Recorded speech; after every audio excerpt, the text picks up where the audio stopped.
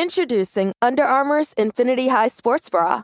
Its ergonomic design is molded to support the natural movement of your body. With cord-out padding, the better breathability eliminates extra bulk without sacrificing support. And quick-dry padding is Under Armour's fastest-drying padding yet. When you're lifting heavy, running fast, and pushing yourself further than ever before, you need a bra that will help you go that extra mile and make you feel your best. Shop the Infinity High Sports Bra now at UA.com. Welcome to the Boneyard with Steve Robertson. As always, I am your good friend and host, Steve Robertson, here on an NCAA Selection Monday. But more importantly, it's Memorial Day. Let's take some time to remember those who paid the ultimate sacrifice. There are so many Bulldog fans and their families that have had to bury people that were part of our armed forces. And I have a tremendous amount of respect for those families and those people that serve in our armed forces. It is a job that I would not want for myself. But yet they provide the blanket of freedom in which we rest each and every night. And this day we take some time. It's not about nights on the river or barbecue chicken and all that kind of stuff. You know, it's more important than that. And there's a lot of people these days that kind of confuse Veterans Day and Memorial Day, and both are important holidays in our nation's history. I submit to you there are very few on the level of Memorial Day. And so we're going to do a top 10 list today of a very, very famous Southern rock band that's got ties to Mississippi, and probably their bass player during their glory days is a veteran of Vietnam. So we're going to get to that a little bit later. Not in any way to suggest that his life is more valuable than anyone else's, but I wanted to take some time today to honor him and all of our fallen soldiers in our nation's history. So that's my feelings about that. And again, you may feel differently, and that's okay. You know, we live in a relative society these days where some things matter to others that don't matter to so many of us. But this is one of those days that I think we can all kind of put our differences aside and say, you know what, this is the day that we should kind of come together as a people, regardless of our political backgrounds, our voting history, or our feelings about social issues, but to say, hey, we honor your sacrifice for our great nation. Happy Memorial Day.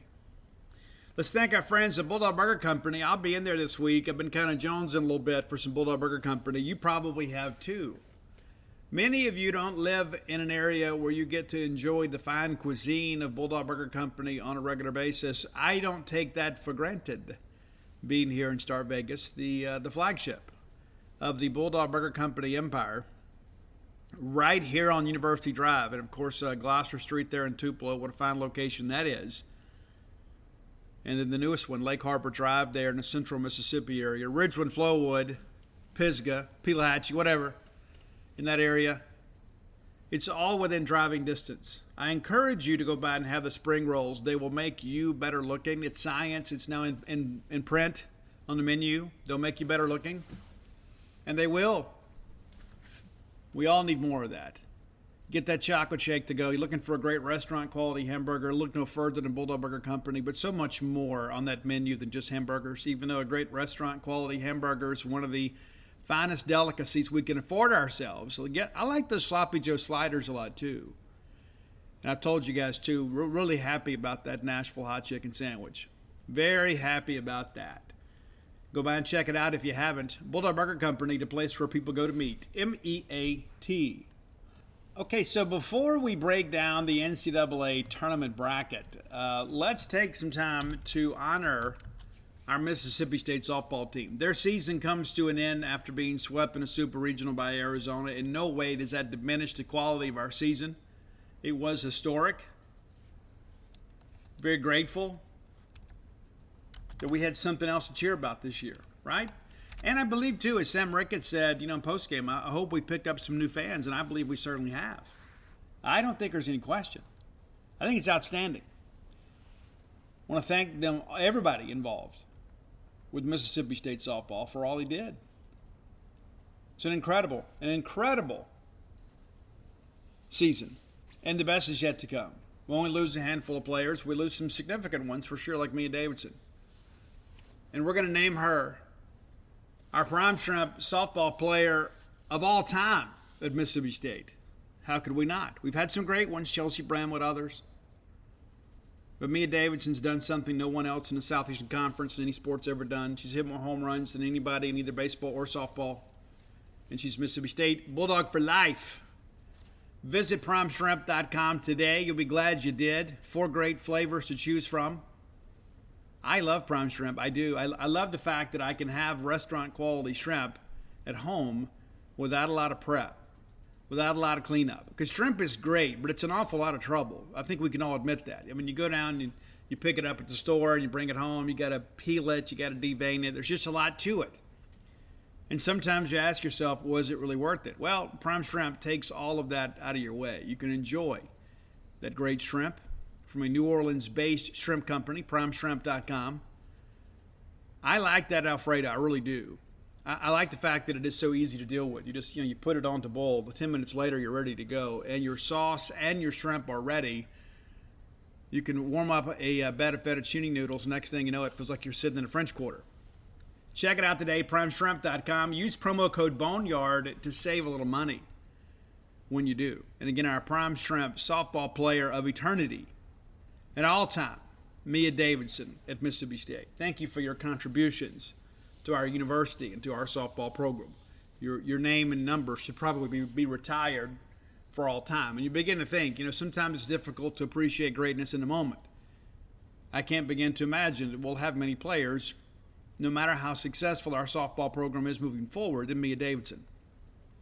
So thank you, Mia, and everybody involved in Mississippi State softball. All right, let's break down the tournament here on the baseball side. Watch the selection show like many of you. I know some of you were like, you know what, we're not in it, I don't care. I watched it. I'm a college baseball nerd, I admit it. So running through the numbers here, the ACC gets 9 teams in. Southeastern Conference ties them with 9. Because we had Ole Miss get in. A lot of people projected Ole Miss out of the field. I thought Ole Miss was in until yesterday. With so many teams on Saturday upsetting conference tourney 1 seeds, regular season champions, I said, you know what? This bubble has shrunk next to nothing. Didn't think Alabama would get in. Didn't think Kentucky. I thought late in the week, last week, Alabama could surpass Ole Miss. They didn't. And Ole Miss gets in. Alabama, Kentucky stay home. Pac-12 gets 5. Big 12 gets 5. Sun Belt gets 4. How about that? The Sun Belt and Georgia Southern hosting for the first time. When Coastal Carolina got in, I thought, maybe tough for some other teams. The A-Sun gets 2. Kennesaw State, our friend Josh Hatcher, part of the A-Sun Tournament Championship team. Liberty gets in as an at-large. And I again thought that was probably bad news for a Power 5 team. Big 10 gets just 2 teams in. I don't agree with that. They get Maryland and Michigan. Rutgers does not get in. Rutgers doesn't get in. And NC State, our friends with the pack, man. I mean, goodness gracious. I almost would have put NC State in almost as a, almost as a courtesy after what happened last year. And I think you can argue they probably have the biggest beef of all the teams that were not included. There is no NIT in baseball. Conference USA gets 2 teams in. Some people projected they would get 3. They get 2, Tech and Southern Miss. Missouri Valley gets 2. West Coast gets 2. When San Diego won the West Coast tournament, the bubble shrunk because Gonzaga was getting in either way. Western Athletic gets a pair. American East gets Binghamton. We played those guys. They have a losing record. They got in by winning their conference tournament. The AAC gets only ECU, but ECU, a super regional potential host site for the second time. They're top 8 NAFL seed for the second time in program history. The Atlantic 10 gets VCU. Of course, the Rams were here last year in the Starkville Regional. The Big East gets UConn. Big South gets Campbell, our friends in Campbell. The Fighting Camels, have to cheer for those guys. Zach Neto, all those guys. Big fans of them. Big West gets UC Santa Barbara. The Colonial gets Hofstra. The Horizon gets 1. Ivy League, of course, gets just the 1.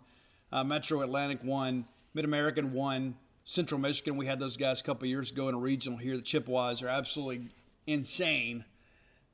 Mid-Eastern gets Coppin State. First time they've ever advanced to the NCAA college baseball tournament. Mountain West gets Air Force.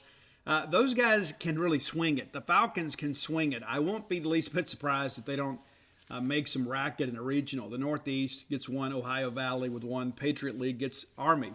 And you get 2 service academies in a tournament. I don't know that's ever happened before. That's pretty cool, too. Southern gets one. Southland gets one. SWAC gets one. The Summit League gets one as well. All right, so let's take a quick look at these brackets. Give you a few picks here, too. Okay, so Tennessee has Alabama State, the champions of the SWAC. That will likely, if I'm Tony Vitello, I don't even know that I throw one of my big arms. And I think this regional is set up pretty well for them, but I think Alabama State rightfully is the 4.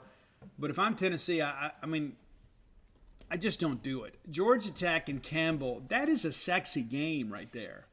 Campbell has some arms. Campbell is a scrappy team that can swing it pretty well. Georgia Tech, in there is a 2 at the 34-22 record.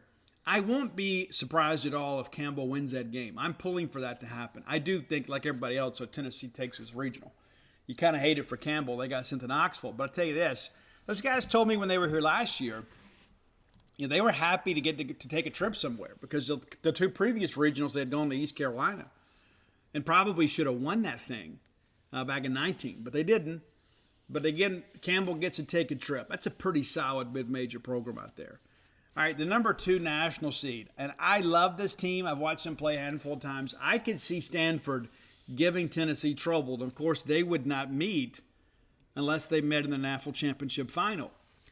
Stanford can pitch it. They get Binghamton in game 1. That'll be a blowout. And then Texas State, kind of an RPI darling this year. They get UC Santa Barbara. That could be an interesting game, too. All right, the Corvallis Regional, a lot of people had Oregon State as the 2, and Oregon State as a 2, and Stanford as a 3. I think it works out pretty well here, though. Either way, I think Oregon State feels good about what they have. I like this regional. I think it's entertaining. I think Oregon State sweeps this thing, though. Vandy is the 2. And when you saw that pop up, you're thinking, hey, Vanderbilt just needs to get in. I just don't know that Vandy has a team capable of handling an Oregon State pitching. And it's a different game in the Pac-12. You got to be really, really sound defensively. They do some short ball stuff out there, some short game stuff. They run a lot. It's a different game. They don't really play for the big inning as much. And Vanderbilt defensively has been a bit of a mess. So it's not a good matchup. I think Oregon State sweeps this thing easily. Blacksburg Regional, hosted by Virginia Tech, best team in school history, 41-12 record for them. They get Wright State as a 4, and then you got Gonzaga versus Columbia. This is a peach of a regional for the Hokies. Gonzaga in the hosting discussion for a while. Really thought last year was a breakthrough year for them, and they've proven it's not a fluke. Hanging around out there, Gonzaga versus Columbia. I think it's Virginia Tech probably sweeping this thing. Probably a sweep. But should be a pretty good weekend for those guys. The College Station Regional, and how about that? The team that finished last in the West last year, didn't even make the team at Hoover, is your number 5 national seed. And I think they get a peach of a regional too, also with some interesting storylines here. Schlossnagle leaves TCU for A&M, and then TCU gets to number 2. I had TCU into the weekend probably hosting. And then now A&M gets opportunity to host them. So that'll be interesting. Kirk Sarlos, a guy that's kind of been the coaching waiting there at Fort Worth for a long time. They get UL, affectionately known as UL Lafayette. They get those guys, an upset winner there in their conference tournament. And Oral Roberts, guys, and they have pitching for days too. It'll be interesting. That 1-4 game between A&M and Oral Roberts could be very low scoring. It could be very interesting. And Detmer didn't pitch exceptionally well at Hoover. So, we'll see how that shakes out. But I won't be surprised if Oral Roberts doesn't make this game competitive. I don't think there's any way they win it. But this could be an interesting one here between TCU and A&M. I could see TCU winning this thing. Couldn't you? All right, Coral Gables. And this is the one, too, that's drawn a lot of attention. Miami of Florida, your number 6 national seed, will get Canisius. 29-23 is their 4. And then Arizona versus Ole Miss. You may remember last year, Ole Miss and Arizona played in the Super Regional. And Arizona absolutely smashed them in that final game. But Ole Miss made it very competitive. Ole Miss, the last team in the field. A lot of people are upset about this. And again, I thought Ole Miss was in until yesterday. Maybe Saturday night. But they get in. And if you take the bias out of it, you could make a case for Ole Miss. I don't know that you could make a case that Ole Miss deserves to be in over NC State. And I saw what they said on the announcement show that, Ole Miss had some better series wins. And I think that's true, but I think you can kind of cherry pick to fit your narrative. I just think in the end, NC State probably deserved to be in. And you could make an argument Ole Miss probably did too, especially winning 14 games in the SEC and then having a top 40 RPI. But if it got down to it with so many bid stealers out there, but between Ole Miss and NC State, I would have gone with NC State. Now, some people are suggesting John Cohen went to bat for Ole Miss in hopes of keeping Bianco. Maybe that's true. I don't know. Stillwater Regional, I guess the conspiracy theories with Cohen never end in Oxford. I love Oklahoma State, though. The Stillwater Regional, I think, could be awfully interesting. Arkansas has not played well the last month. A lot of people had them projecting towards the top 8 national seed, and then they really have fallen off here in the last month. I've read, too, some of these comments about Michael Turner, and I hate that aspect of social media. I really do.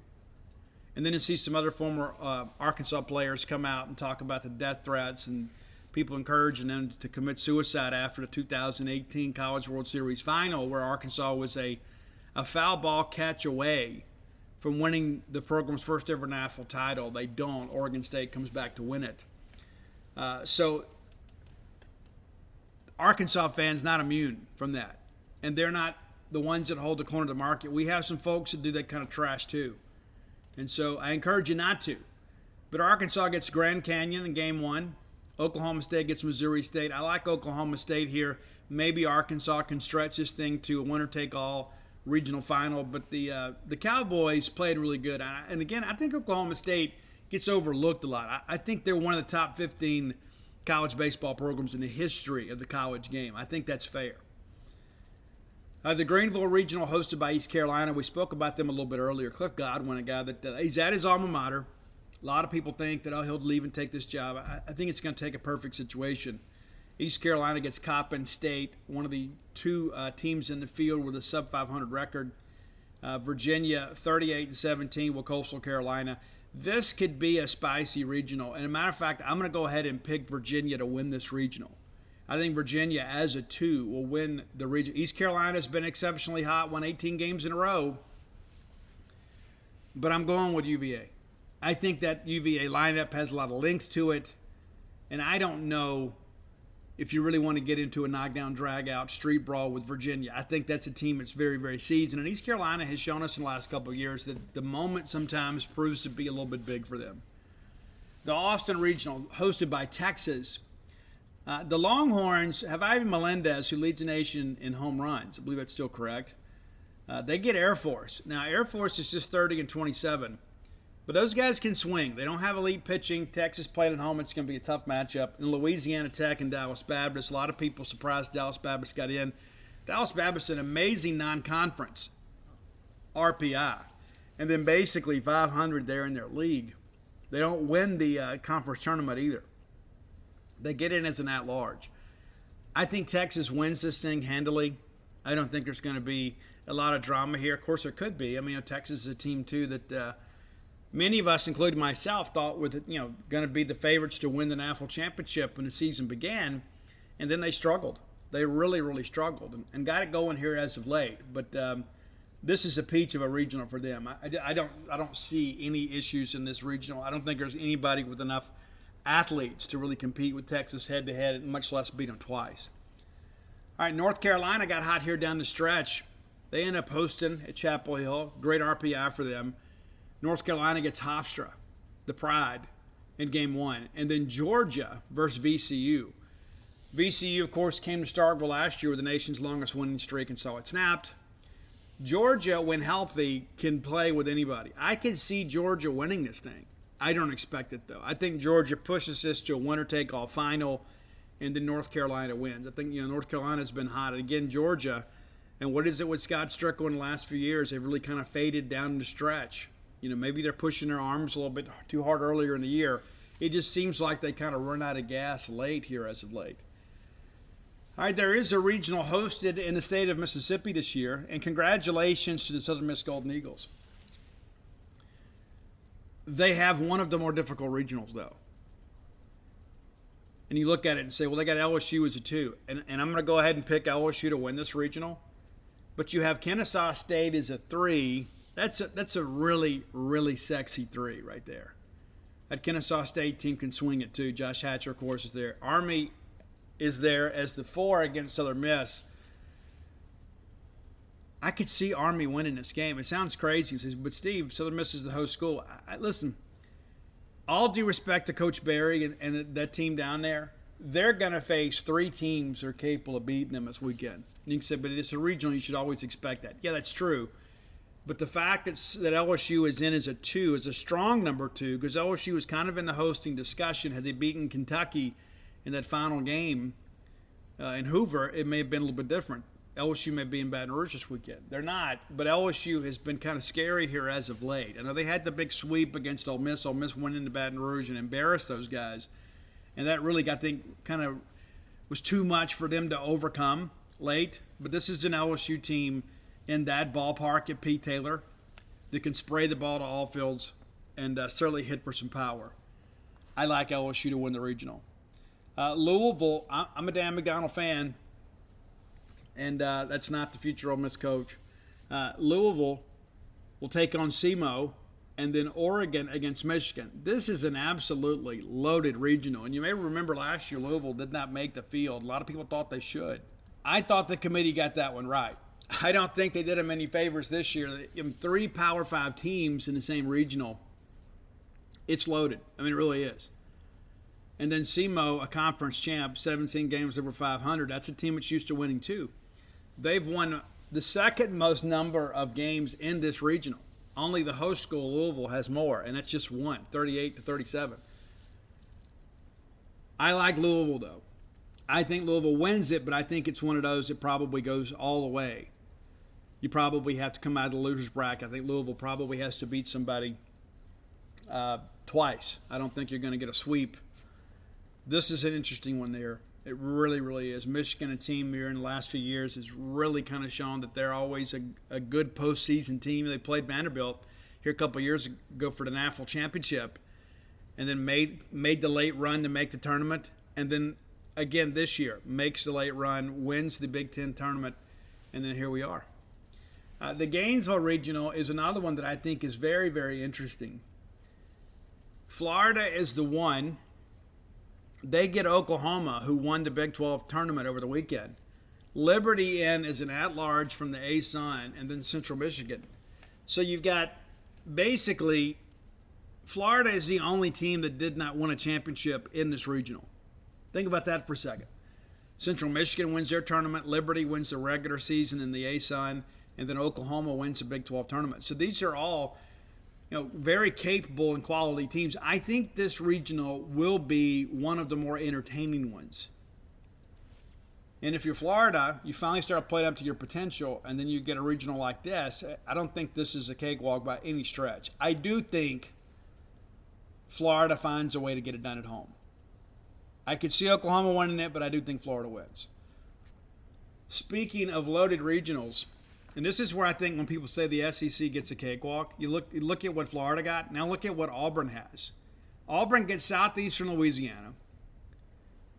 They win the Southland. Their team had also beat Ole Miss early this year, right? I mean, this is a team that schedules pretty aggressively in the non-conference. The 2 and 3 game is UCLA and Florida State. Did you watch UCLA over the weekend?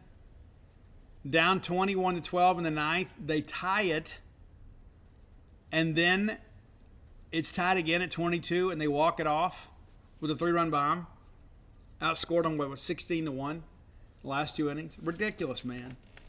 This is a UCLA team, too, that has enough power at Plainsman Park to make this thing interesting. Florida State gets into it, and listen, it's not the same program it once was One of the things I'll say, too, is I read a lot of the projections. A lot of these college baseball experts, and they're all my friends, a lot of people had Florida State going to Florida. Listen, the selection committee tries to avoid those type of in-state rematches when they can. Doesn't always work out that way. Back in 18, we wouldn't have had to go play at Southern Miss, or 17, excuse me. We had to go play at Southern Miss. But Florida State, Power 5 teams like that, you just don't see it happen very often. So I never thought Florida State was headed to Gainesville. They end up going to Auburn. And it always seems that Auburn and Florida State, it's kind of like us and Florida State. Like Florida State always seems to draw one of us. This is a loaded regional.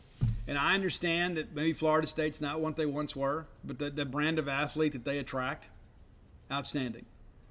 The College Park Regional hosted by Maryland, there were some people that had some concern a little bit about Maryland's worthiness as a top 8. Wake Forest gets in there too as a ACC at large, and then UConn 46-13. That could be an interesting game right there. Maryland, of course, I think Maryland wins this thing, second in the nation in home runs, only to Tennessee. Could be cool. Notre Dame, again, a lot of media angst about this Notre Dame thing.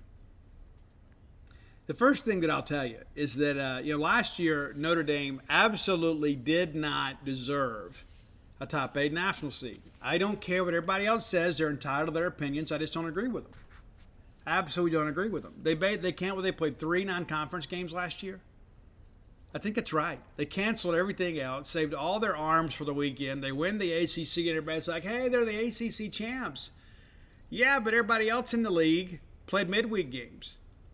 Like Louisville didn't have a great non-conference record last year. They went and played some very difficult games and lost some games and then didn't make the tournament. Miami played a ton of very difficult non-conference games, and then Notre Dame didn't. So you can't, as the committee, you can't set a precedent like that. It's like, okay, what would we do if Vanderbilt canceled all their midweek games and saved all their arms for the weekend? There would be blood in the streets, man. You can't let that happen. And so this year, like, oh, well, they got screwed last year. They absolutely did not get screwed last year. Absolutely did not. If you want to make a case for them, you could say, well, maybe Texas Tech didn't deserve to host a super. Maybe they should have gone there. But I would contend that Stanford was a better team than Notre Dame last year. Not to say that, listen, Notre Dame came in here and those guys played outstanding against us. We win the thing.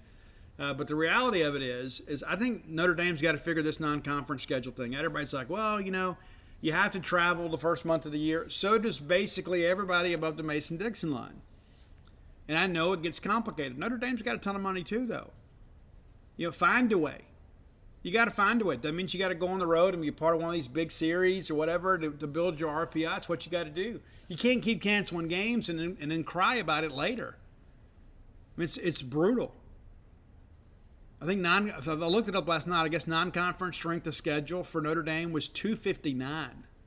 You kidding me? It's like, and I hear all year long, well, midweeks don't matter. Midweeks don't matter. And then we get to the end of the year, and we get before the selection committee, we find out midweeks do matter. Some matter more than others. But you can't just go out here and just, pull 9 kids out of the stands and call it a ball game and then get to the end of the year and say, but hey, look at us. You got to figure it out. And to be honest with you, I think League Jarrett is an amazing coach. And I think that he will likely get some opportunities to go elsewhere. I don't know how committed Notre Dame is to keeping him from a salary standpoint. But he has done some great things there. But they have got to figure this thing out. And they got to stop whining about it. I mean, I'm to be honest with you, it's very annoying. It's like, but hey, they're in the ACC. And yeah, the ACC got 9 teams in, and maybe they shouldn't have. Maybe they shouldn't have. But this whole talk about Notre Dame being hosed, I mean, so, oh my gosh, I can't believe Notre Dame didn't get a break. Go out there and find some ways to play some non-conference games against teams that matter, and you won't be in this position next year. And here's the thing, too. If you're worthy of hosting and you get sent to Georgia Southern as your regional, you can't complain. And now you get Texas Tech in game 1, a team last year that you all kind of contended privately. You never named them by name, but you said, hey, we should have been hosting instead of Texas Tech. Well, now you get a chance to beat them up and prove it. And then you get Georgia Southern. as the one in your regional. I mean, if I'm Notre Dame, it's like, for as far as road regionals go, this is outstanding.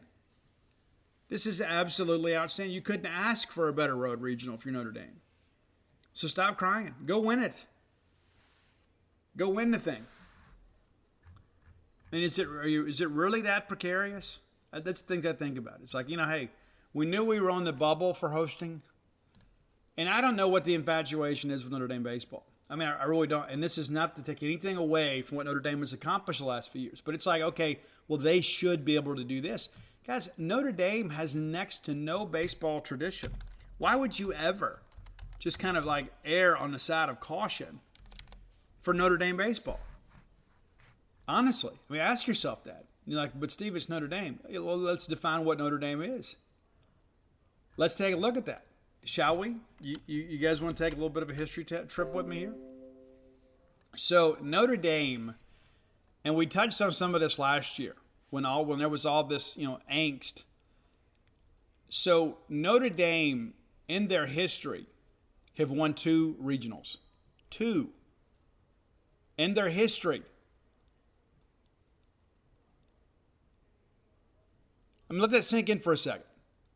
They've been to the College World Series twice in their history. One time in 1957, before when the format was much, much different. We had the district tournaments. They went again in 2002. Those are the things I look at. It's like, well, they're not some blue blood. It's like just because we all watched Rudy, we should just defer to Notre Dame. No, they haven't established themselves. They shouldn't get the benefit of the doubt. But Steve, last year they got screwed. No, they did not. Absolutely did not. The committee did absolutely the right thing. You want to make a case this year, maybe you can. But if anybody in the ACC has any room to complain, it's going to be NC State. All right, let's take a quick look at what the committee said was the last 4 in and the first 4 out. That's always interesting, right? I think we all can see that. And Ole Miss, the last team in. And here's the thing. It's kind of like, what do you call the guy that, the guy that graduates last in medical school? You call him doctor. I mean, they're in. Simple as that. A lot of people didn't expect it, and I was convinced yesterday they weren't going to be in there either. But here they are. And it's crazy, too. Some Ole Miss people are upset about it. They're like, hey, well, we really wanted to go ahead and fire our coach. Well, you still can. You just got to wait a week to do it. I think that's just kind of part of the deal. Those are the things that I think about. It's like, hey, when you get in, you get in. You got to figure it out from there. Okay, so let's look. I'm having to look this up. So it's taking me a second here. But so according to the D1 Baseball Committee, the first 4 out, NC State, Old Dominion, Rutgers, and Wofford. I think Rutgers and NC State have a real case. I think ODU maybe. But again, after what happened in NC State, I'd have them in. Now, the last 4 in, Florida State. You don't think Florida State gets a little benefit of the doubt sometimes, especially playing in the ACC? Grand Canyon, not sure why they're in over NC State. Liberty, and then Ole Miss. Ole Miss, the last team in the tournament, which means a 3 seed on the road, and they're going to Miami. But that's where we are. That's how close it was. Very, very, very interesting to me. And we'll see how things go. But that's your bracket. And so when I start looking at this bracket, in its entirety, I think it's one of those things you look at and you begin to think, okay, the SEC got 9 teams in. Most thought we'd get 8 in. But we do get in 9. And I think when you begin to kind of pair these things up here, when you look at the potential super regional matchups, you got Tennessee paired with the Georgia Southern Regional, which should be Tennessee and Notre Dame. Should be. I think you got to like Tennessee there. And you think if you're Notre Dame, it's like, so last year we hosted and then ended up having to play the eventual national champion. This year we're on the road and we're expected to play the eventual national champion. You want to argue that? Yeah, I could probably get down with that. Stanford is paired up with the College Park Regional in Maryland. That should be Stanford in Maryland. And I think in that situation, you got to favor Stanford at home. Oregon State's paired up with Auburn. It's tough to pick this Auburn Regional. It really is. Oregon State will host a pretty good team. I won't be surprised if UCLA wins this thing. I won't be surprised if Auburn does, even though Auburn hadn't been quite as good down the stretch. The Blacksburg Regional, I know it's a number 4 national seed. I actually think whoever wins this Gainesville Regional is going to win that thing. I really do. Whether it be Oklahoma or Florida, I think they'll go to Virginia Tech and win the regional. A&M and Louisville. That is crazy. College Station versus Louisville, I think that could be one of the better supers because that Louisville Regional is loaded. And then the College Station Regional, of course, you've got A&M and TCU. Certainly a very capable Omaha team going to come out of this one. Miami is paired up with the Southern Miss Regional, which likely means LSU on the road at Miami. I like Miami to win the regional, but that could be awfully interesting. LSU down at Miami. I think I'd have to go with Miami. Oklahoma State's paired up with the Chapel Hill Regional. I like Oklahoma State to win. I like UNC to win. And then I like Oklahoma State to win and advance to Omaha. ECU, I told you, I expect UVA to win that regional. They're paired up with Texas. I got Texas winning that thing. Texas and Virginia in our bracket last year in Omaha. So, interesting. So, kind of, I guess if we run it back, my 8 for Omaha will be Texas, Oklahoma State, Miami. I got to make a pick here. All right, so let's go with Louisville. Let's go with Louisville and upset. I'm not convinced that A&M is ready for this moment. They've had some transfers, and they've had a really good run down the stretch. I guess they won with the last 7 SEC series. I'm going to go with a bit of an upset. I'm going to go with Louisville going into College Station and winning that. And that's assuming, too, that TCU doesn't upset A&M, and then the Super Regional will be played at Louisville. I'm going to go with Louisville. I'm going to go – man, this is crazy here. I'm going to go with Florida. I suspect whoever wins the Gainesville Regional wins, whether it be Florida or Oklahoma. I think both of them will be able to go into Blacksburg and win. And maybe I'm selling the Hokies short. Auburn, that's a loaded regional. I got Oregon State winning, just playing West Coast ball, and I got Stanford winning against the winner of the Maryland Regional, which will probably be Maryland. And then, of course, Tennessee. So that's my 8 for Omaha. And then we'll see how it goes from there. Maybe your brackets will be different. Come join me. We'll do a D1 bracket challenge. I'll probably go sign up over at D1 Baseball and do one there. But that's a bracket, and it stinks that we're not in it. And maybe there's some part of us too that some people think Ole Miss getting in is a good thing. I don't know. I don't ever think it's good. I don't. But they've still got at least one more weekend of college baseball to play, and we don't. So it stinks. But that's the field, and I think it should be an exciting tournament. And again, nobody's ever going to be completely happy with the bracket. I think the people that had the biggest beef though, NC State. And it's like when I hear the Notre Dame people cry about it, hey, go cry for NC State instead of yourselves. All right, time for today's top 10 list, brought to you by closewithblair.com. That's CLOSE with Blair, BLAIR.com. Blair is a mortgage professional and a longtime friend of mine. He will be a friend to you too. I think it's important to take a look at that. There are a lot of people out there kind of jockeying for your business. And that's not to say they're not honorable people. But stick with a winner. Stick with a proven professional like Blair Chandler. 21 years of experience in the industry. Top 1% close ratio nationally in the last 2 years. How about that? 2 years in a row. It's a guy to get things done. Let me give you his number. His personal number. 601-500-2344. Again, that's 601-500-2344. Mention to Blair, you heard about him on the Boneyard, and he's going to pay for your appraisal. How about that? It's about a $500 value. A lot of fees associated with refinancing or getting a mortgage. He's going to take care of some of that for you because he wants to keep it in the Boneyard family. Works for Fairway Mortgage, recently voted number 1 in customer satisfaction in mortgage lending.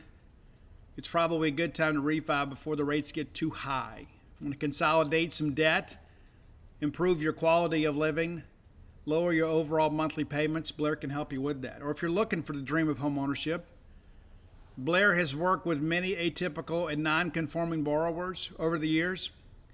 If he can't get it done, it can't get done, but he'll get you on a plan to help you get into a position where you can have the dream of home ownership. Again, that's closewithblair.com. All right. I can't believe we haven't done this band before. We've had many requests for this band. And somebody hit me up over the weekend, and I'm like, surely we've done that. I did some research. We have not done the Allman Brothers. So we're going to do that today. Now, one of the things that I want to point out to you, maybe you're unfamiliar with, there is very much a Mississippi connection to the Allman Brothers. Right? Maybe you didn't know this. John Lee Johnson, J-Mo, the drummer for the Allman Brothers, originally from Ocean Springs, Mississippi. Still living, still performing at 77 years of age. Also, when the Allman Brothers needed a new bass player, he went out and recruited his friend, also from the Mississippi Gulf Coast, Lamar Williams. And sadly, Lamar died back in 1983 at the young age of 34 years of age. Now, J-Mo and Lamar were part of the Allman Brothers really through their heyday, I guess you would say.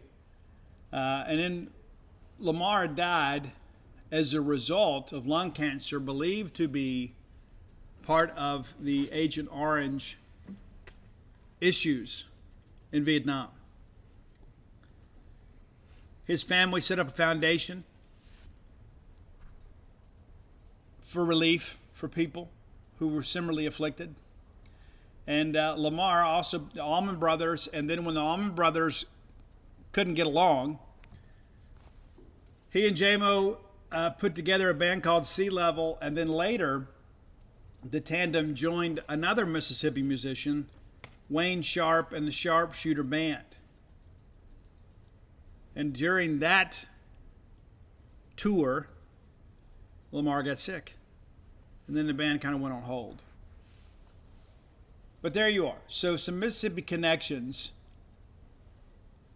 to the Allman Brothers. Maybe you didn't know. Lamar played on 3 different Allman Brothers albums. Brothers and Sisters, Win, Lose, or Draw, and Wipe the Windows, Check the Old Dollar Gas. All in the early to mid-'70s. And again, the Allman Brothers, a very influential band in many respects. And I don't know that even though they're in the Hall of Fame, that they get enough respect. Great live band. And here's the thing, too, about the Allman Brothers, too. The guitar tone from Dickie Betts, I don't know if anybody else really has that. And a lot of people talk about Dwayne Allman and, Greg, of course, the younger brother of the Allmans. But, Dwayne and Dickie Betts were outstanding. Absolutely outstanding. I think when you begin to look at Southern rock, and you begin to kind of understand the acclaim that this band received, it was very well deserved. The music still holds up too. So we're going to do a top 10 today of Allman Brothers tunes. Now there's going to be a cover, maybe 2. But we're going to start with number 10. It is an original track from the Allman Brothers called Ponyboy. Now, one of the reasons that I love this one is it sounds like an old blues track. It sounds like something from the Robert Johnson catalog. It really does.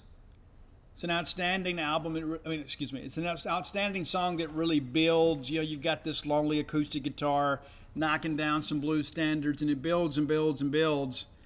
And the song basically is about a guy that has a drinking problem, and he never really worries about it, but he's got a horse to get him home. The horse always knows the way home, even if he passes out. Number 9 is One Way Out.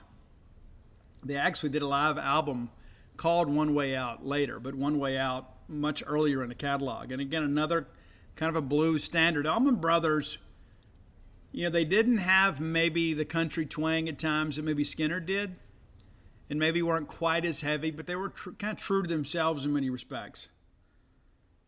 Number 8, Ain't Wasting Time No More. That's another great one. Probably one that a lot of people that are just casual fans of the Allman Brothers aren't familiar with, but you'll absolutely love it. Number 7, Jessica, a great instrumental track where the guitar does all the singing. Dickie Betts wrote that about his daughter. The song was inspired by her. A lot of songs written by the Allman Brothers about women, and sometimes written in code. If you remember these guys, it's that whole album. The Brothers and Sisters album is one that probably start to finish that if you don't know, you should probably know. There's a great cover of Jelly Jelly, an old blues standard as well that they did a great job with. But Dickie Betts, kind of the primary songwriter on this album. And, Eat a Peach is another one that's outstanding. And, of course, Ain't Wasting Time No More is the lead track. It's a Greg Allman song. But, again, I think if you get some time and listen to this list, I think you'll feel even better maybe about the Allman Brothers. I think it's one of those things where you think, okay, well, I know a couple of the hits, but you really probably know more than that. Probably just kind of put away in your memory. I think that's a big part of all this thing, too. And interesting, a song that didn't make the list that I want to share a little story about. In my research for this, I kind of uncovered some of this, but it's in memory of Elizabeth Reed. And Elizabeth Reed is actually the name of somebody in the cemetery where the Allman Brothers are buried. And it's not about a lady named Elizabeth Reed. It's about a lady. Bulldog fans, if you drive around this great country, you'll see that there is still very much a shortage of quality employees. America's workforce is not back to its full capacity. Not exactly sure for all the reasons, but bottom line is some of my favorite businesses having a reduction in staff, a reduction in hours, and in some cases a reduction in services because they can't find quality applicants. Maybe you're in that situation. Let me recommend our friends at Indeed. It's INDEED.com. Indeed, a hiring partner that can help you find the applicants that best fit your unique skill set. A lot of people out there having to hire people perhaps that aren't the most qualified or perhaps aren't prepared for that job just to have somebody. Go through this screening process with Indeed by using this Instant Match program. One of the best things about that Instant Match program is you get the people that best qualify for your job. And there's some incentive for that too. Go to Indeed.com/Boneyard, and because you're a Boneyard listener, they're going to give you $75 off. They'll give you a credit right there out of the gate, and you only pay for the applicants and the resumes that you use. Use it today. Get your business back to full staffing capacity at Indeed.com/Boneyard. There are a lot of causes in life to celebrate. Birthdays, weddings, in some cases funerals, graduations, bar mitzvahs, Amerigo Vespucci Day. That's right, look it up yourself. The discoverer of our great nation. And sometimes maybe you don't need a good cause to celebrate. Sometimes you just want a nice evening in with friends. Maybe you're like, the weather's bad, or I just don't want to get out again now that I've gotten home. Contact our friends at Drizzly. That's DRIZLY.com, or download the Drizzly app today. And new customers, if you use promo code SPRING5, that's SPRING and the number 5, you get $5 off your first order. Whether you're looking for beer, wine, spirits, you can have it delivered sometimes in less than 60 minutes. There are a lot of people out there today that say, you know what, Steve, I just don't feel like getting out. I don't want to go out and kind of the hustle and bustle, but I would like to have a nice drink. I'd like to be able to have a chance to relax with friends and family. Let Drizzly.com be your partner in that endeavor. That I believe Dwayne Allman had a relationship with. She was actually girlfriend to Boz Scaggs. And so they put this great instrumental together. There's a couple of really live renditions out there. Live at the Fillmore, I believe, if my memory serves me correct from research, is the actual original recording at the Fillmore, rather than like they played it and then re-edited it in the studio. Again, I didn't make the list, but another instrumental about a female. 6 is Southbound. It's a great track. I mean, really kind of indicative of the Allman Brothers catalog here. I mean, we're talking up-tempo 2s and 4s, a lot of blues standards, a great vocal. Number 5, wonderful song a lot of people love, and will probably say, Steve, it should be higher on the list, and that's okay too. It's Melissa. And I heard an interview with Greg Allman one time, and it wasn't about a girl named Melissa. It was about another love interest that he had, and again, he kind of gave a code name here. Melissa just fit a little bit better. And so to kind of provide some cover for the young lady, he threw Melissa on it.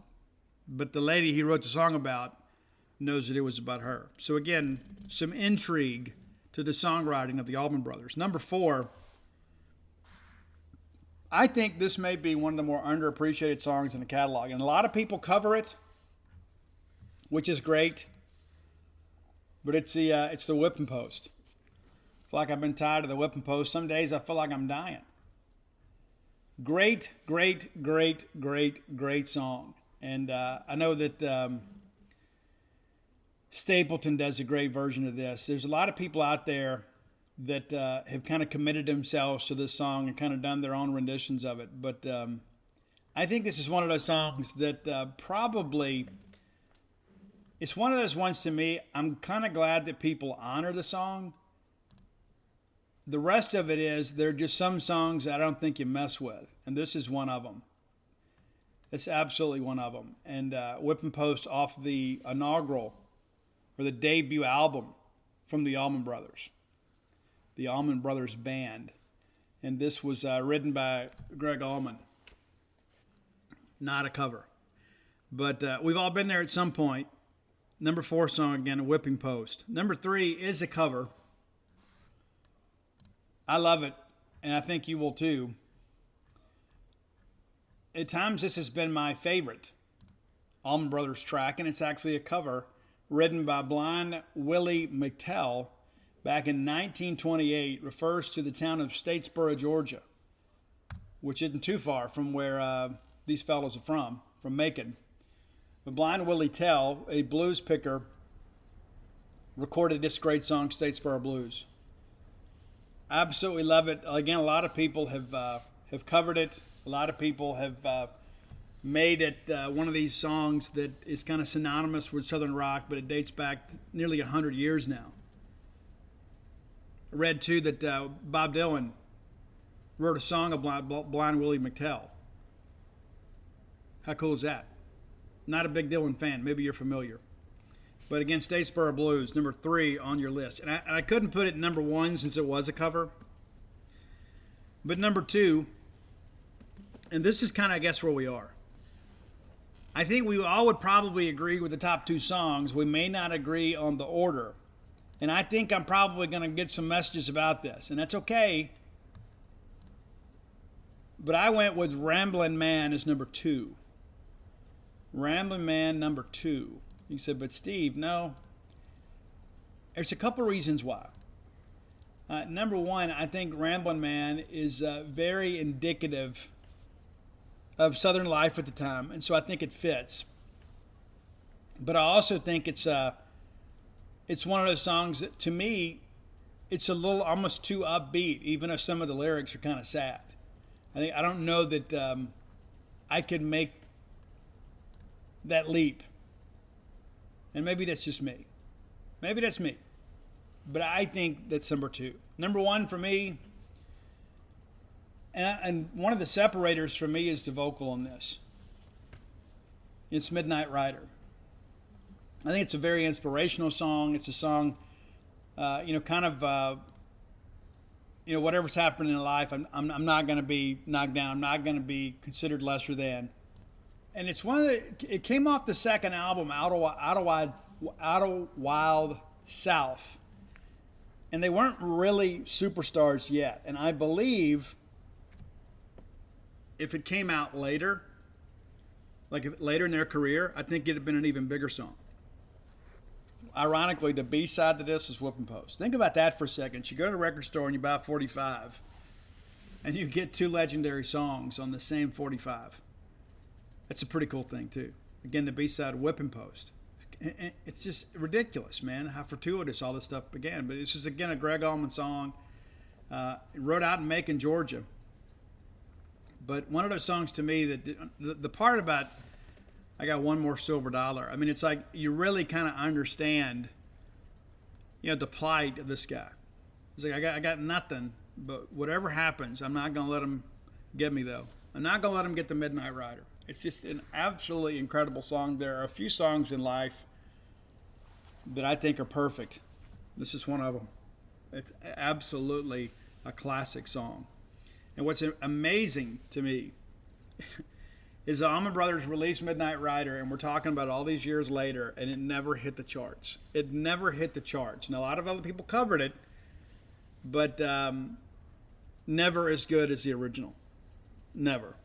And we're talking, Joe Cocker, Willie Nelson, and many others that actually had a hit with it. But, to me, the fact that it never hit the charts and that all these years later we're still talking about it just kind of shows the majesty of the song.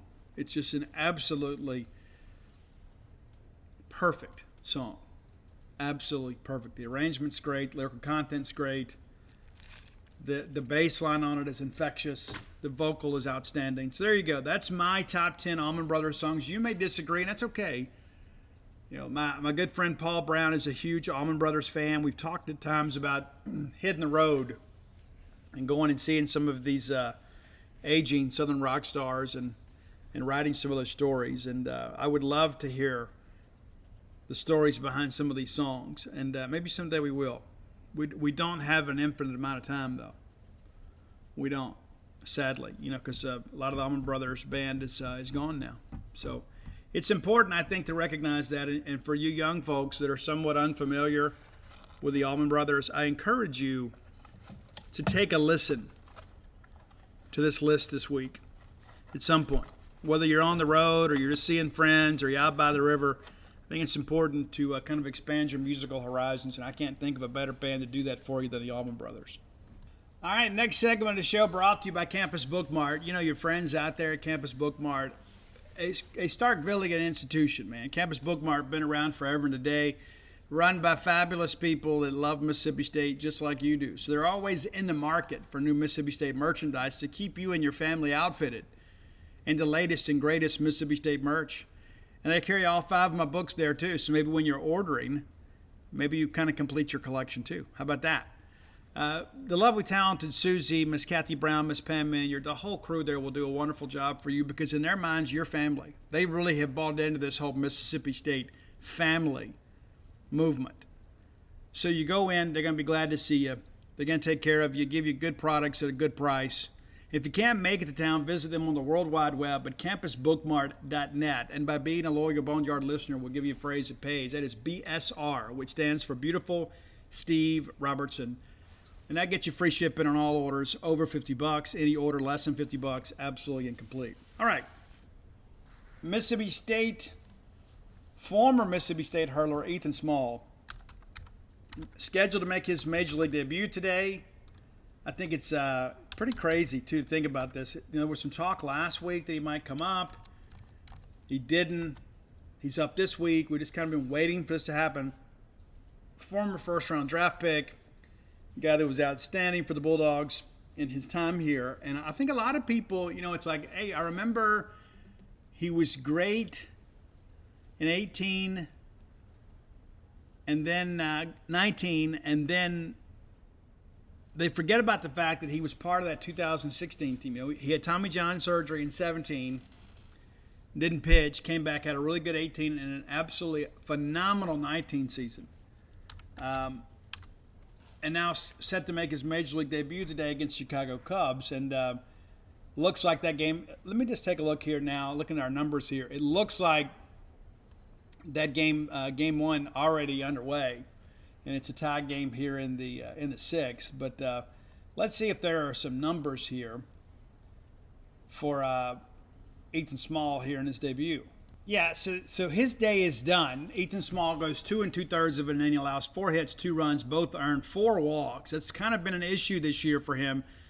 4 Ks. but he will get a no decision in this deal, as it is now a 4-4 ball game in the sixth. I guess he left down 2-1, or the Brewers tied it there in the top of 4. So a no decision for Ethan Small. They get him up. Now, how long that lasts, we'll see. But here's the deal. Pitches, strikes, 69 pitches, just 38 of them. That's got to get better. That's been kind of the issue with him this year. As great as he's been, control hadn't always been the best. But Ethan, now, his Major League debut now behind him. When you look back at that 2016 team, we talk about you need some players. If you're going to do something special, you need to get guys that kind of have career years, or guys that have a big future ahead of them. Looking back at the 16 roster, Jacob Robinson was the guy that really came on and is kind of tucked around AAA most of his career there. But that guy's still chasing, a full-time Major League job. Jake Mangum, of course, tearing it up now in AAA for the Mets. I think it's just a matter of time before he gets called up. Be another guy off this team that gets the opportunity to make a Major League debut. Brent Rooker, of course, has played some at the Major League level. He's right now at AAA. It's just a matter of time, I think, before he becomes, a big-time player on the next level. Dakota Hudson, of course, in the rotation for the Cardinals now. Jack Krueger has spent some time in the big leagues, too. Made his Major League debut last year, if I'm not mistaken. Nathaniel Lowe, of course, absolutely killing it. People forget, too, he was a Division I bounce back. Went through the junior college ranks. He wasn't a traditional junior college player. Was at Mercer, and then goes to JUCO, bounces back to Mississippi State, becomes a big leaguer.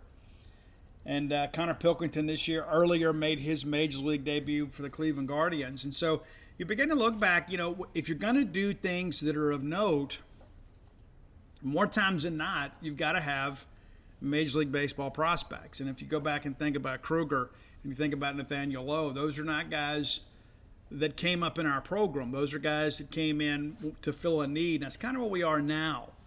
And you begin to think about all these great players that we cheered for and kind of hoped for the best for, and now they're still playing baseball. And so you look back in hindsight, and you're like, okay, well, this makes perfect sense.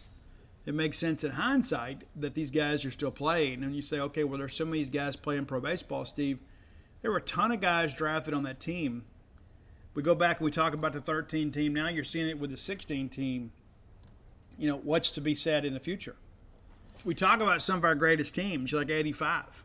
Obviously, Will Clark and Palmero and Thigpen and Brantley, those guys are outstanding. 89, arguably one of the best teams in our school's history. You didn't have a lot of big leaguers on that team. You had a lot of great college baseball players that got into the minors, but not a lot of those guys really pushed through and played big-time baseball. Pete Young, I know, was one of them that did. But, you've got to have a combination of guys that are pro prospects, but also just kind of winning college baseball players. And I look back at that 16 team, that's exactly what you have. And, of course, you got a kid named Mangum that, won the batting title as a freshman. And people forget he didn't even start the first part of the season. He was your opening day left fielder and then didn't play for a while. And then really once SEC play started, Jake Mangum's mastery of the magic. Remember the big night at Nashville against Vanderbilt? He had the big hit. We ended up winning that game, and I don't think Jake left the lineup the rest of the year. But you look back in hindsight about how special that team was and how special those players were, and now they're beginning to filter into the Major League Baseball ranks. Nate Lowe wasn't exactly a huge power hitter here at Mississippi State. He hit a handful of bombs, but has really kind of reinvented himself in many respects as a long ball hitter in the major leagues. Bounced around a little bit, but that's a guy that people know. So, again, congratulations to Ethan Small, and congratulations to so many people that are really kind of involved with all of this. I think it's important people kind of fully appreciate the fact that, we're not just one of these programs that just kind of consistently wins ball games. We're consistently a team that produces Major League Baseball prospects. It's always important to understand it's a dream of every ball player to have that opportunity to play beyond the college level. Now, most of them don't realize that dream, but all of them share in that dream.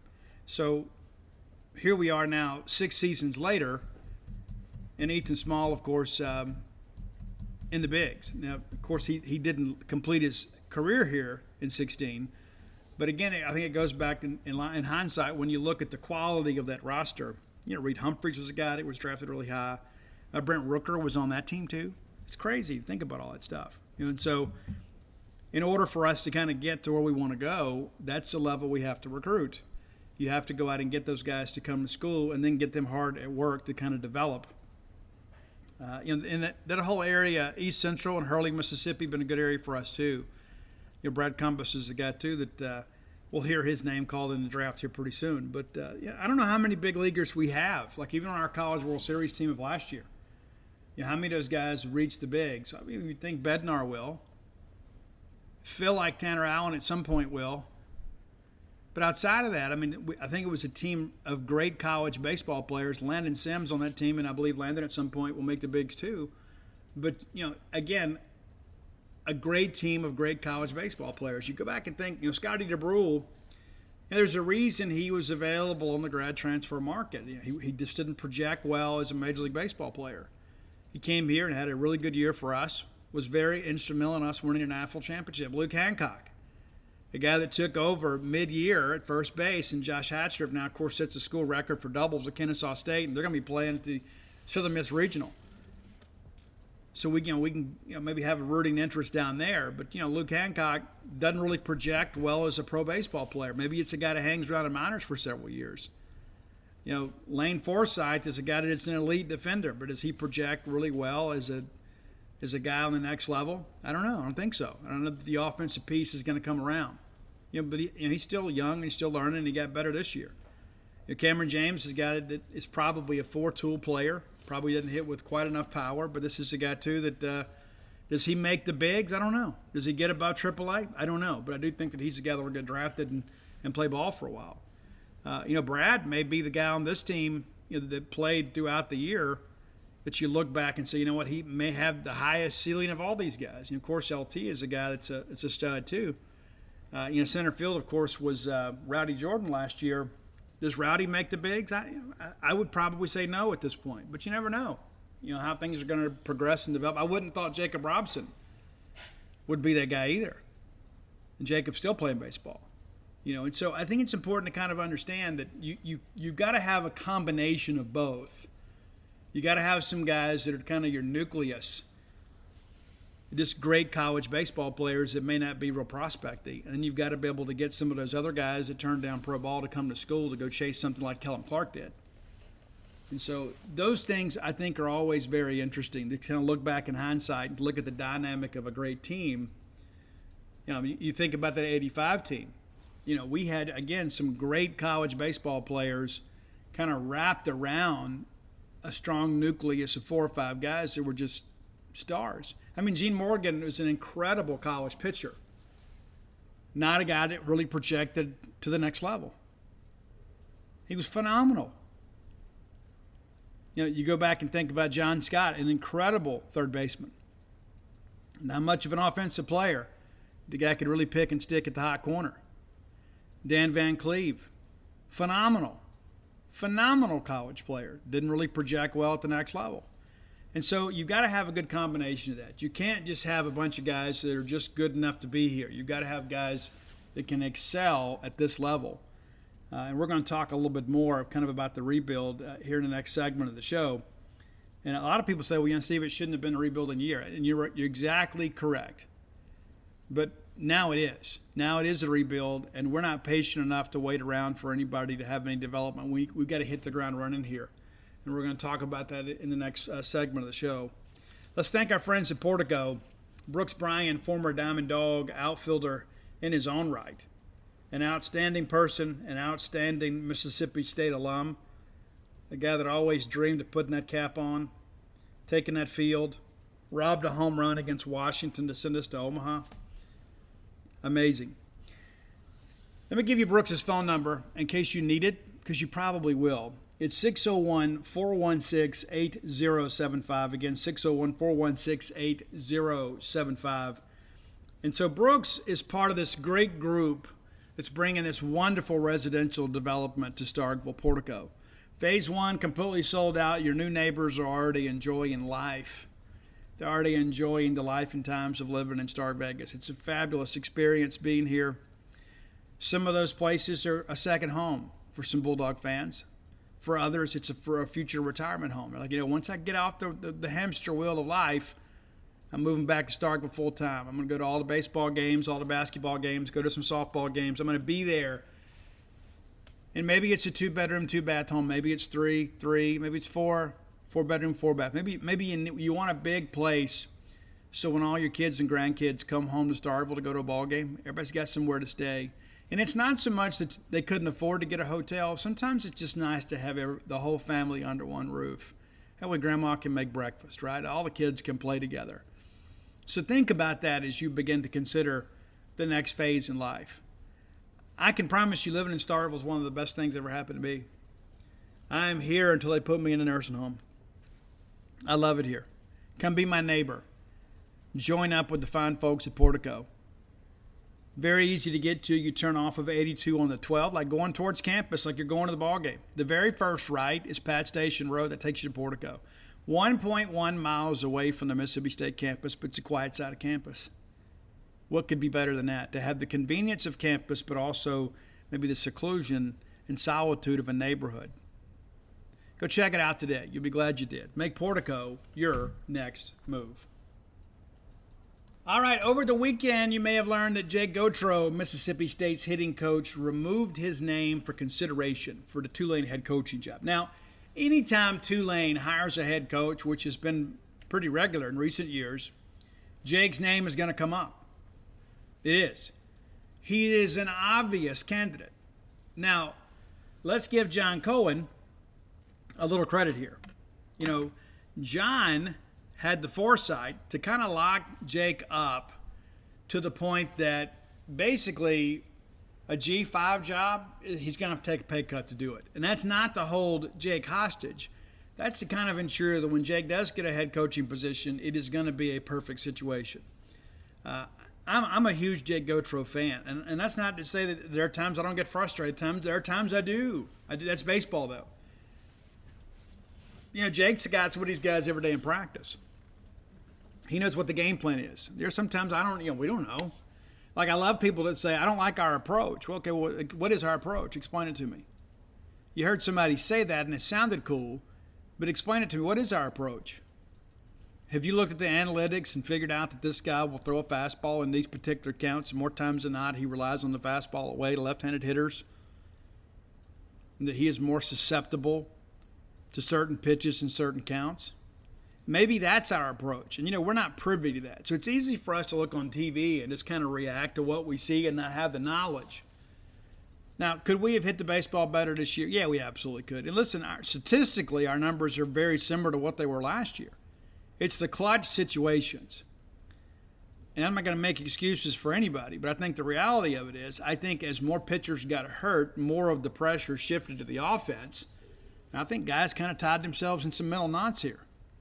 It's like, okay, listen, I know we've got to go out and get a 4 or 5 run lead because we don't have anybody in the bullpen. I got to go out here, I got to hit a home run rather than just moving the order along. I think we've made some mistakes. But Jake is a guy, too, that is an outstanding recruiter. This guy's an outstanding hitter. He's an outstanding hitting coach. We were not a great offensive team last year, but we were a clutch team last year. This year, again, the numbers are similar, but we just were not good in clutch situations. Some of that's experience. One of the things, too, that I'll share, I'm not going to name any names. It doesn't matter. One of the things that we missed this year was toughness. We missed toughness. We missed guys that were going to fight you for every strike. We missed the fact that Mississippi State was going to fight you for 27 outs. I'm not going to say we had quit in us. I don't believe we did. But I think there were some times late in ball games we kind of accepted our fate. I thought at times we had a handful of guys take some selfish swings. I don't think Luke Hancock was one of them. Luke is a guy, too. I think Luke probably understands chances of him making the bigs, not real strong. He still wants to get a chance to go try it, though. Now Luke may be back next year. I don't expect him back, but he may be. He may be. We'll open the door for that. I think he's another one of these guys, too, that is kind of what we talked about. He's a really good college baseball player. He's a winning college baseball player. And I don't know that he's going to be able to live with the fact that maybe his final year at Mississippi State finished last in the West and out of the NCAA tournament. That's it. You win an AFL championship, but you'd like to be able to go out with a little bit better thing than that. I think that factors in too. But I think Luke's age is a big part of this. But, over the course of the season, it's like I kept having so many people tell me, man, Luke is trying so hard. Luke is trying so hard to kind of be that guy, to have the Tanner Allen moment, to come through when State's got runners on. And I think at times it was probably putting too much pressure on himself. And so that's what I think Goat's got to figure out. And I think, Jake Gautreau's name is going to come up for a lot of jobs because there are a lot of people in college baseball that maybe doesn't share the opinion of some of our lunatic fringe fans. It's like we strike out in a big situation. We want to fire everybody, bulldoze the campus, put Dr. Keenum in exile, whatever. We have some people like that react very negatively to things. And it's because they love Mississippi State. It's not because they're bad people. They're just kind of venting their frustration the only way they know how. It's not always in the most healthy formats. Jake Gautreau is a great hitting coach. And you remember, it's like every year, like Jake's name would come up. Oh, we can't lose him. Cohen, go open up a checkbook. Well, we have. Jake Gautreau among the highest paid assistant coaches in college baseball. In fact, your Mississippi State assistant coaching pool, believed to be, last year when it was signed, the highest paid coaching staff in college baseball. It may not be today, but we're paying our assistant coaches well. And he said, but Steve, we expect them to perform. Well, they have up until this year. And if there's ever been a coaching staff in the history of Mississippi State athletics that deserved a mulligan, it's your Mississippi State college baseball staff. They won an AFL championship. And, I get it. It's ancient history. It's a year ago now. And we've had a season that we've had to kind of be sour about all year this year. And so you look at all that, and it's like, well, yeah, I mean, I wanted a chance to go repeat, and even if I didn't get that, I at least wanted a chance to be in the tournament to give us a real chance to defend our title. We've had some injuries, and we've documented all that stuff. That's not the only reason that we're not there. We had some guys that not really step up this year, and that's really the challenge for Gautreau. Is now we've got to get these guys ready. We've got to get them prepared, get them mentally tough enough for those big moments. And not so tough they tie themselves in mental knots where they can't perform. You got to get them playing loose. And that was the thing, too. You look at Tanner Allen. People forget this. Tanner Allen had a very forgettable 2020 because he was hurt. He banged a foul ball off his knee, lost some time to that. And then we let him come in and pinch hit. If memory serves me correct, they plunked him. We play out at Long Beach State. He lays out, breaks his hand. And I don't think people fully appreciate if the 2020 season would have continued, chances of Tanner Allen playing were next to none. And so he didn't get drafted. And he comes back with a chip on his shoulder. He comes back and going to prove everybody wrong about him. And he did. He ends up being National Player of the Year. And so I say that to kind of understand there is a player development part of all of this. And Jake and I spoke about Tanner Allen last year when it was all over with. He said there was just a fire in him because of the disappointment of 2020 and the fact that it was a 5-round draft that year, so it was an abbreviated draft. He didn't get picked. He was angry. And as soon as the draft went final, he texted Jake and said, I'm going to come for everything. I'm going to come for everything next year. And he ends up being National Player of the Year, SEC Player of the Year, and an AFL champion. And so there are going to be some other people that I think have a similar fire as they kind of come back and filter back into this program next year. Now, the rest of that story is you can't just depend on that. Mississippi State has always had a culture of toughness. And that was the thing with us last year in 2021, is that it didn't matter how late in the game it got. We always thought we had a chance to win. This year, we just didn't feel that. We didn't exude that level of confidence. I think we all saw the same things, right? It's like, hey, this is a big moment here, but we're not going to come through. I mean, how many times in 2021 did the late game situation find Rowdy Jordan and Tanner Allen? It seemed like every time we needed a big hit, one of those two guys came up and they got it. This year, and I guess it was probably April, and I began to kind of feel this way. And I'm just speaking from my heart here. I'm just kind of telling you exactly how I felt. There was never a point in any ball game down the stretch where like I would think to myself, okay, who do we have up this inning? Oh, we're definitely going to score. You never felt that way. You just didn't have that level of confidence that, okay, all right, we got top of the order of it means a run. Well, the truth of the matter is, unless RJ was going to hit a shot, we didn't score a lot in the top half. You know, who knew Brad Cumbus was going to be what he became this year? I mean, let's be honest about it. He had 5 home runs last year, and in many ways, you know, Brad was almost kind of like a walk-on. Like our fans were like, yeah, he's one of us, man. It's like, you know, we went and took our own kid and put him on the team, and the next thing you know, Brad Cumbus ends up being a dude that everybody has to pay attention to. And Brad did his best to kind of lead. I mean, he did. Brad, obviously, the game-winning home run to win the series against Ole Miss in extra innings. It was a big moment. It was huge, and there were some stretches this year that, Kellum and Brad both were kind of pulling at the same time. But by and large, you just never had this level of confidence. And it's like, you know what, this is a dangerous lineup. It's like we're just hoping to. I mean, like, how often did we get multiple hits in innings? I mean, I haven't done the math on it, but every time we get a leadoff double or we get a guy on and we push him to second, and we can't get him around. I mean, LOB was the story of our life this year.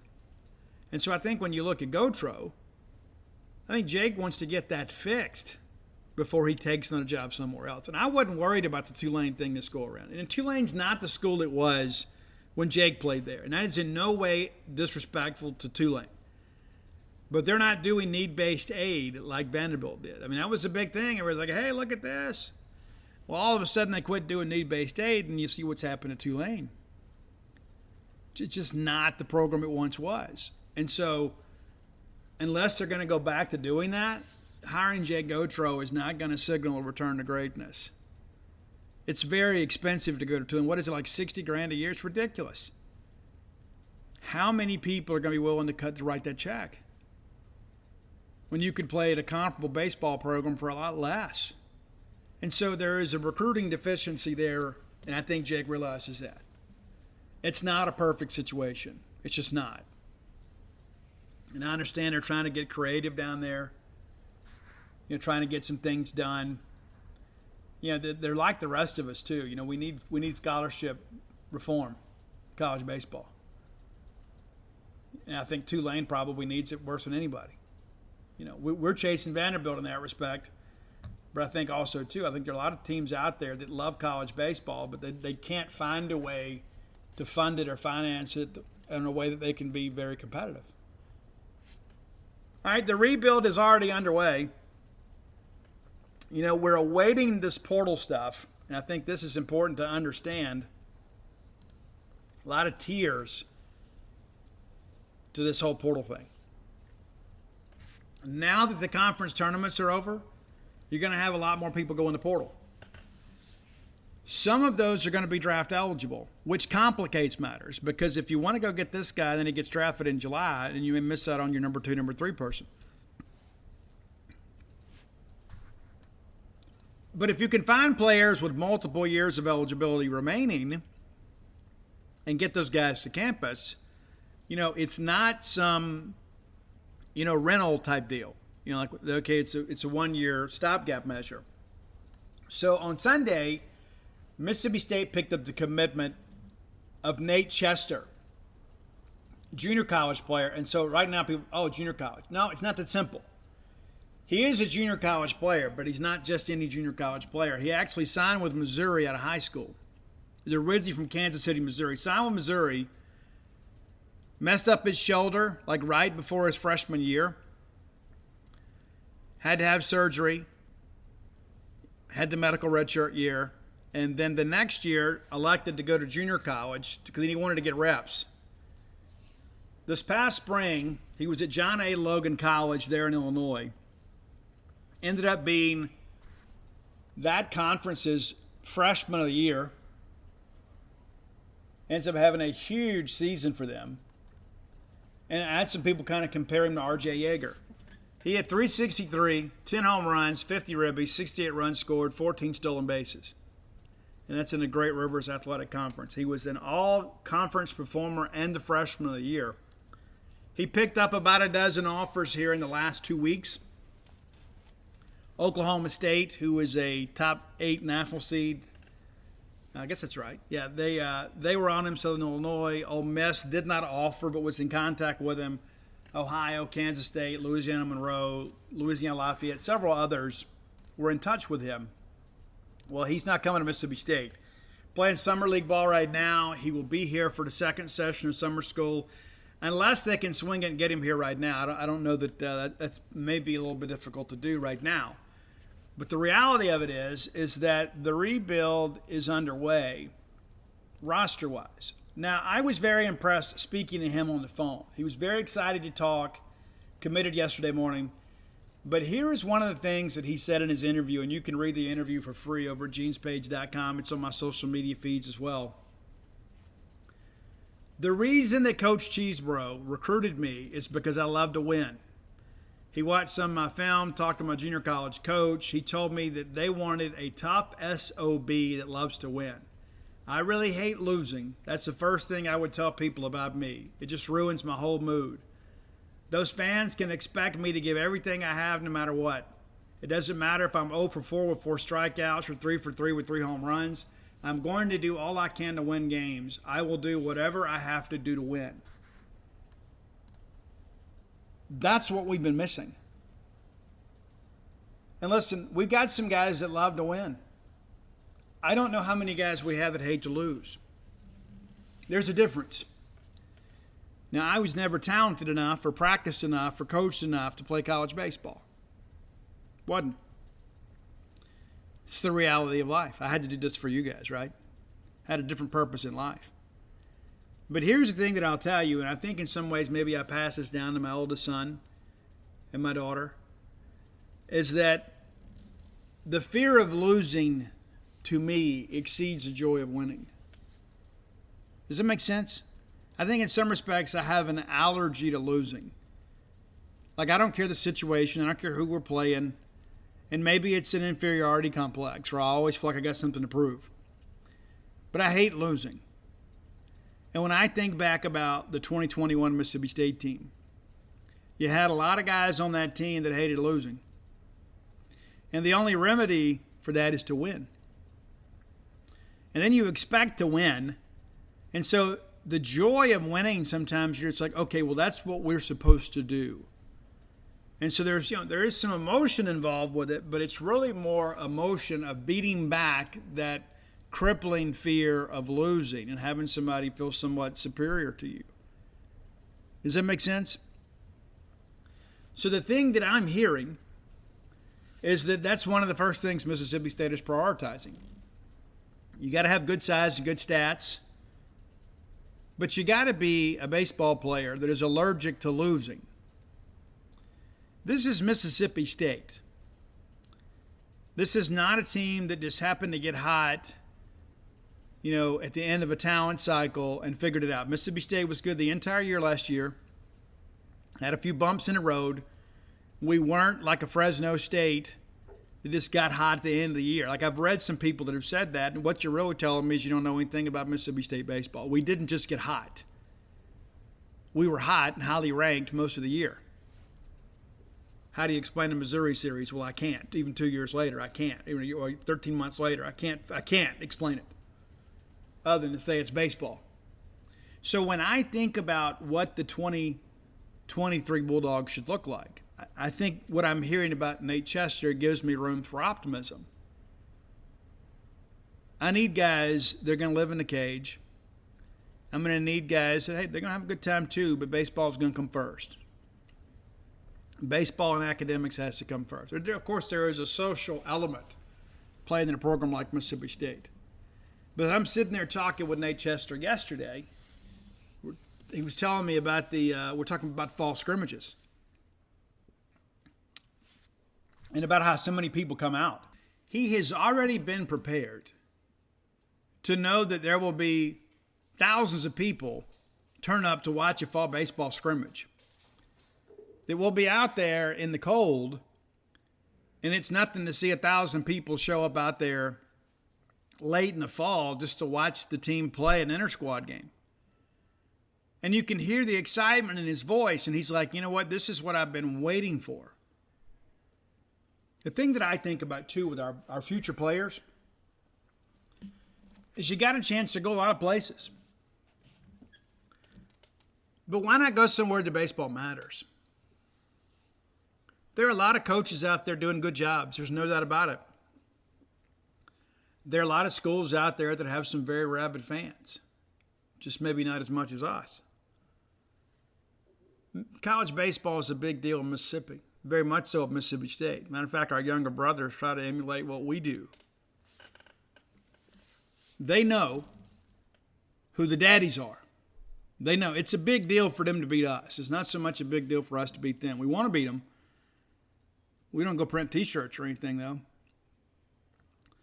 But when I hear Nate Chester speak so glowingly about the opportunity in front of him, about what it's going to feel like to walk on Dudy Noble Field, and it's so interesting, too, like when you interview prospects and you talk to college baseball players, they never say Mississippi State's ballpark. They never say Mississippi State's stadium. They all know where Dudy Noble Field is. They know about Dudy Noble. They get it. And the reverence in which they speak of it says a lot about the history of our program. And so we got to go get people that are allergic to losing, that want to be somewhere where baseball matters, that understands they're adding to a rich history and tradition, that it's not just enough to wear the uniform, but you want to add something to the prestige of the uniform in the program in which you play for. Those are the kind of baseball players we need. And that is not an indictment on anybody else that's ever worn a uniform. But we're in a kind of a crisis situation right now. So we have to kind of fine-tune our recruiting pitch. How you feel about losing, kid? I hate it. Oh, yeah? What are you going to do? What are you going to do when the game's on the line? And so when you get those guys that kind of play their way into contention, I think the interview matters. I don't think it's as simple as, hey, here's his splits, and he did this, and here's how he matches up against lefties. I want that guy that agonizes over that last at-bat all evening and comes out to the ballpark the next morning and says, you know what, I'm going to be in the cage an extra hour this morning because when that opportunity comes up again, I'm coming through, not just for me and my family and for my teammates, but for this program that I'm now a part of. I want people that understand that baseball matters. And because it matters to us, we want it to matter to them. And again, that's no indictment on anybody else. But that's the kind of player we got to go recruit. And I think Nate Chester fits that. In my brief conversation with him, it's not just, hey, I get to go play at Mississippi State, or hey, I get to go play in the SEC. It's like, no, I get to go to Dudy Noble Field and play in front of all those incredible fans, knowing that most of the fall scrimmages will exceed any crowd that I've ever played in front of in my entire life. He made a comment yesterday. We were talking about when State played Alabama this year during the fall scrimmage, and we had a big crowd. And I said, the year before we played Louisiana, had about 3,500 people. He said, man, that would have sold out the stadium in Missouri. And it's a fall scrimmage. I think when players understand how special it all is here, not just to us, but in the context of college baseball as a whole, I think you got to go find those guys that understand what they're putting their arms around and what they're becoming a part of. It's not just a stop in the road. To be a Mississippi State Diamond Dog is a lifelong designation. All right, that's it for today. If you hadn't done so, go to dogpilethebook.com. Maybe you've been kind of thinking I'd write a second book this year. Nah, not this year. But go read that one. Go to dogpilethebook.com. You can get personalized or signed copies of Dogpile, Alpha Dogs, Flim Flam, and Stark Villains. Help your dad. It's Father's Day's coming up. Help Dad fill out his collection. And I can promise you this, even if Dad's not a big reader, he's going to want to read Dogpile. I think he's going to want to read them all. I loved writing them all. That was one of the things I was most excited about when I got to Starkville. I said, I'm going to start writing books about Mississippi State. Nobody's doing that. Nobody's documenting our history. I get so frustrated at times when I go back and I'm trying to find something out, and there's no written record of it anywhere. It's like, well, what do I got to do? And you look and look and look, and sometimes you can find an old archived newspaper article. Thank the goodness. for the internet. But the reality of it is I didn't just do it for all of us. I did it for future generations. I'm not going to have some writer look back at my era as a Mississippi State writer and say, you know what, they didn't keep good records. Nope. I'm going to do my part. So join me, and people always say, Steve, how can we support you? Hey, keep listening to the show, buy the books, buy the merch, subscribe at genespage.com. Go to dogpilethebook.com and get those books. Blooms of Oleander, my book of poetry, and inspirational life lessons available at Barnes & Noble, Amazon, bookstores everywhere. They can order it for you. But also of note, too, if you need Stark Villains merch, and chances are you do, go to starkvillains.com, and they can get you taken care of. Dad needs a shirt. Dad needs some books. And maybe even if you're not a dad, you need to have I don't even care if you read them. Put them on your shelf. Make it a centerpiece on your coffee table. But I think that Dogpile is a book that people will cherish forever. I think every Mississippi State fan needs that book.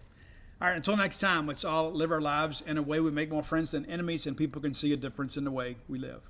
At JCPenney's Memorial Day sale, sizzling deals are on, with store-wide doorbusters all weekend. Or bring home savings up to 50% during our Memorial Day home sale. Save even more with your coupon. And for all former and active military personnel, enjoy an extra 10% off in-store. Just show a valid military or VA ID at checkout. Shopping is back. JCPenney. Coupon valid on select styles through 5/30. Some exclusions apply. Doorbusters valid 5/26 through 5/30 and excluded from coupons. See store or jcp.com for details.